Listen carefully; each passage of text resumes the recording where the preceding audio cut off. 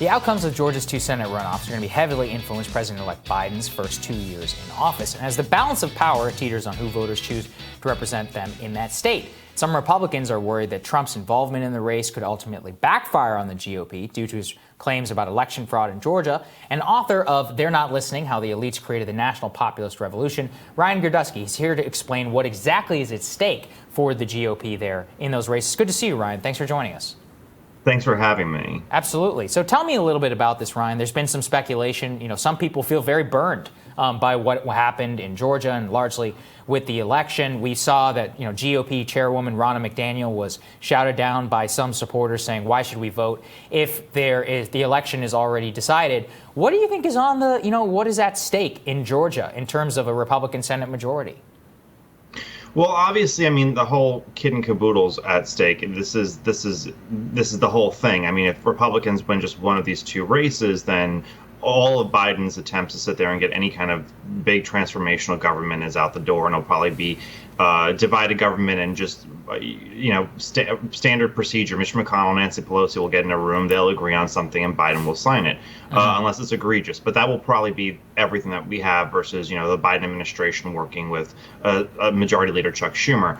The biggest problem right now with Georgia is there's a lot of miscommunication, and the Georgia Republican Party is really not a very efficient organization. Now, they're not the only people on the ground right now. The Republican Senate Committee, RSC, is down there. They have over 450 people on the ground down there. I was just down there as a volunteer capacity. I saw what they have got going. There are thousands of volunteers from across the country who've gone over there.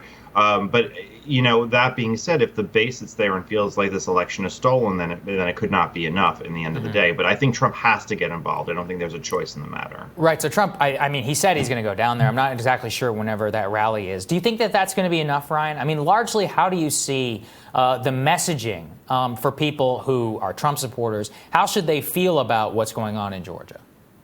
Well, they feel right. The diehard Trump supporters say without him, there's really no point because Senate Republicans are they're the scourge of the earth. They're not completely wrong. They're not wrong. But that they're not completely wrong. But at the same exact time, they have to win one of the two. And I think that Senator David Perdue has a much better chance of winning against Jon Ossoff right now than Kelly. Not that Kelly Loeffler has no chance in her race, but Perdue is the likely favorite. He only lost a runoff by a few thousand votes, and Jon Ossoff has probably one of the most hateable faces in politics across the country.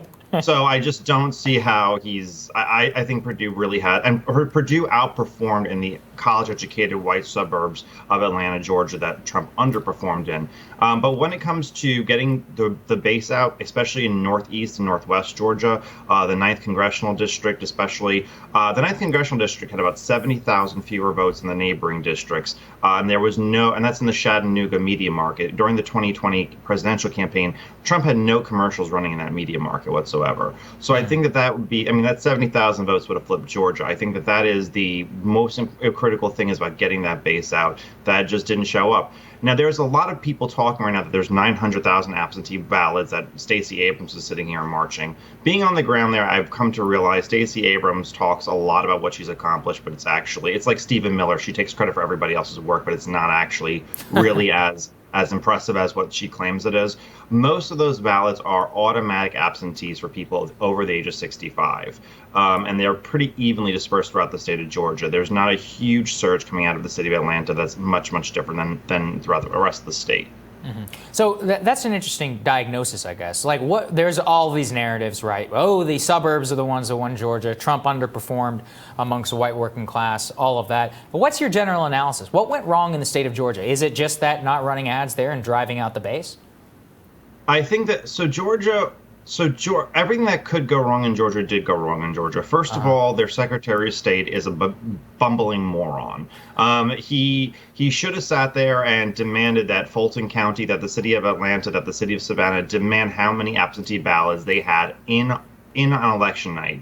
They didn't do that. There was multiple cases of poll watchers being kicked out of sites and then them continue counting after they said they were done counting. A million things wrong with it. I think Fulton County or DeKalb County, one of the two, still never posted how many absentee ballots that they had. They never were responsive. Secondly, he allowed a county board of elections to create something called drop boxes. Drop boxes are where you could just sit there and drop a ballot in. It's a secure ballot site. Problem is that it's illegal in the state of Georgia to have a drop box. In order to submit an absentee ballot, you have to submit it with at least 2 workers present watching you drop it, because that opens the door to ballot harvesting, something also illegal in the state of Georgia. He never sat there and did anything about it. The Attorney General never did anything about it. It is very much a mess, and everyone who's frustrated with the Georgia Republican Party and the elected officials in Georgia really have reason to be.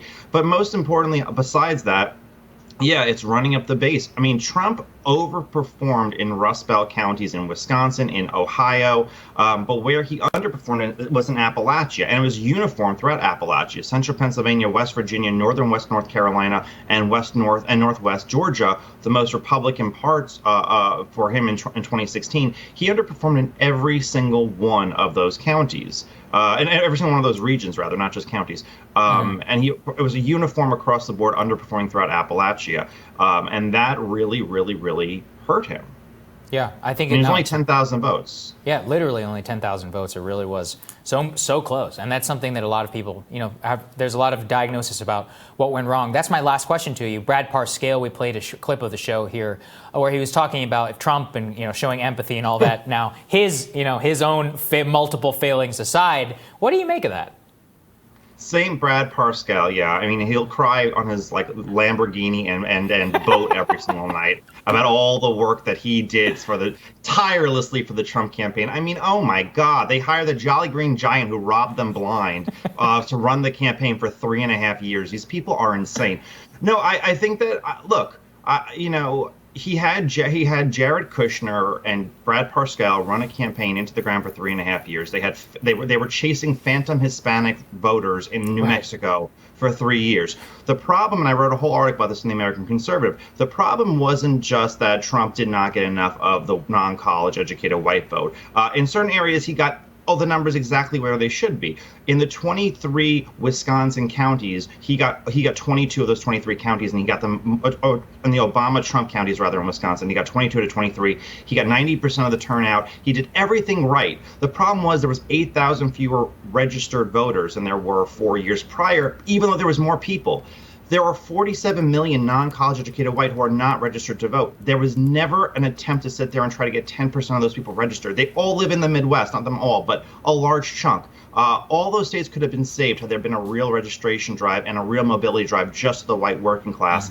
And, Jared just thought we can get enough people in the inner city and enough Hispanics, and he just didn't realize there's not any Cubans in Wisconsin. Yeah, well, it was a completely failed strategy, but, maybe we'll learn something from it. Anyway, Ryan, thank you for joining us, man. Really appreciate it. Thank you. We're going to talk about Senate Majority Leader Mitch McConnell's new stimulus plan, and it's not sitting well with Democrats or anybody, really. That's when Rising continues.